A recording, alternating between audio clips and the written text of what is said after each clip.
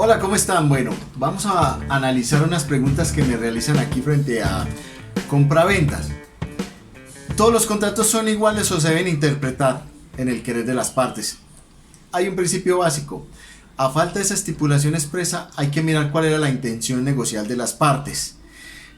Por eso todos los contratos no son iguales. Cada cual hay que interpretarlo y lo hace el juez atendiendo a ese clausulado o a la intención negocial que tengan las partes. ¿Qué dice la jurisprudencia respecto? La labor hermenéutica de las estipulaciones contractuales se hace particularmente imprescindible cuando las mismas presentan vacíos o exteriorizan ausencia de claridad, originada en manifestaciones confusas o contradictorias, o por cualquier otra circunstancia que se erija como un obstáculo para comprender el querer de los contratantes, y dado que corresponde a una labor técnica, el juzgador no goza de plena o irrestricta libertad para realizarla, por lo que se debe apoyar para desarrollar esta tarea, entre otras, en las pautas o directrices legales.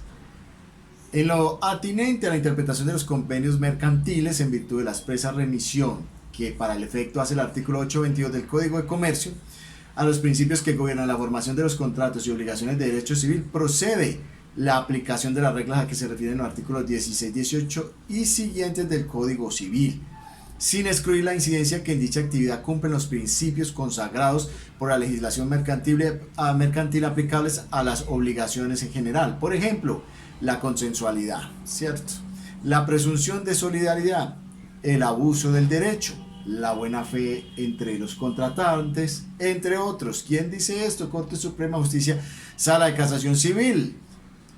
La providencia es la SC 3047-2018, es muy reciente. ¿Cómo interpretar la contratación en sus varias fases? En primer lugar, para que el intérprete pueda desarrollar su labor interpretativa es preciso, antes de nada, seleccionar y determinar los materiales fácticos e investigar, fijar cuáles sean los hechos que van a ser interpretados. O sea, es decir, primero coge los hechos que hay que interpretarse porque no están claros. Básicamente, la determinación de cuáles fueron las declaraciones de voluntad de los contratantes, si se escribió o dijo tal cosa o tal otra, qué palabras o términos se emplearon o qué conducta se tuvo. Naturalmente, en cuanto que esta primera fase de comprobación y fijación de hechos y datos se enmarca dentro de la actividad de valoración de las pruebas practicadas al respecto. Entonces, primero se fijan los hechos que van a ser objeto de interpretación. Seguimos. Una vez fijados con exactitud los hechos de relevancia contractual sobre los que ha de versar la interpretación, palabras, expresiones, conductas, se estará ya en condiciones de afrontar la tarea encaminada a dejar sentado cuál sea su verdadero significado. Es esa actividad declarativa, de explicación y determinación del sentido de las declaraciones y el comportamiento de los contratantes, porque no es solo el sentido de las declaraciones, sino también el comportamiento de estos contratantes, lo que responde a la llamada interpretación del contrato en sentido estricto. Y continuemos. Una etapa siguiente a la interpretación propiamente dicha, al establecimiento del sentido de un contrato conforme a lo realmente querido por las partes, es la constituida por la función de calificación del mismo o determinación del tipo o clase que corresponda.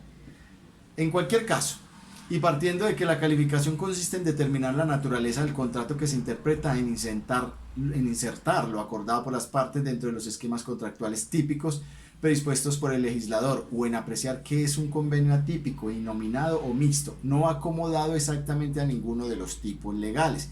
Interesa acordar que dicha tarea supone un juicio de adecuación del negocio concreto a categorías establecidas a priori por las normas, y ello obviamente solo cabe hacerlo desde la óptica de las normas.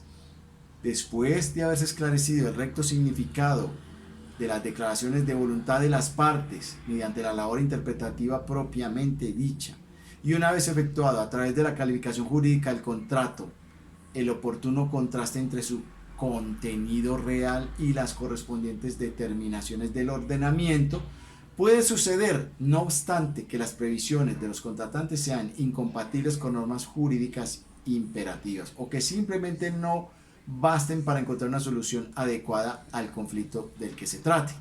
En tales casos, resulta a veces necesario que el intérprete proceda a lo que comúnmente se denomina una reconstrucción de la regla contractual, tarea de indudable índole jurídica que tenderá a delimitar, reformar o completar las estipulaciones de las partes. ¿Esto quién lo dice? Corte Suprema de Justicia, Sala de Casación Civil, SC 3047-2018, no lo digo yo. Entonces recapitulamos, ¿cuáles son? ¿Cuáles son los hechos de relevancia contractual? ¿Cuáles son los que serán motivo de análisis, de interpretación? Porque presentan dudas. 2. ¿Cuál es el sentido y el comportamiento de los contratantes? Y 3. Calificación del contrato. Entonces allí tienen, ¿por qué un contrato nunca va a ser igual al otro? Todo depende de las cláusulas y de la interpretación y el querer de las partes, también el comportamiento y la calificación. Y ahí están las fases o reglas que indica la jurisprudencia que debe analizar el juez a la hora de entender cuál es el sentido del contrato o de las cláusulas o el querer de las partes en determinada situación que presenta conflicto. Ahí les dejo. Nos vemos. Hasta una próxima.